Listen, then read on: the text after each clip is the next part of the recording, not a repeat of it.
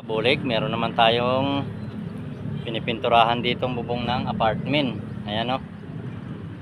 Yung kalahating balde.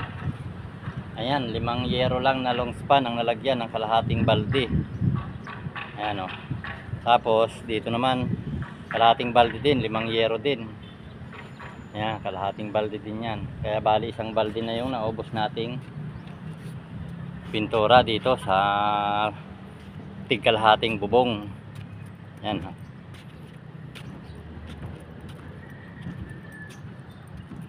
Yan, dito tayo nakatuka sa kabilang bubong na to. Ayan, si Team Edward doon sa kabilang yan. Ayan yung hindi pa nalalagyan, no? Ayan, kailangan nating i-double coat yung ating bubong na yan para mas matagal siya makalawang. Ayan.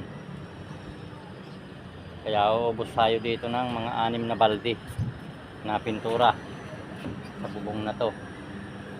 Yan, ang sukat nga po pala ng bubong na ito ay 16.5 by 10.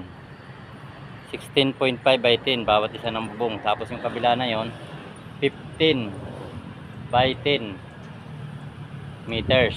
Mas malaki ng konti itong kabila. Yan, mas malaki siya ng 1.5 meters. Yan, thank you for watching. God bless. Bye bye.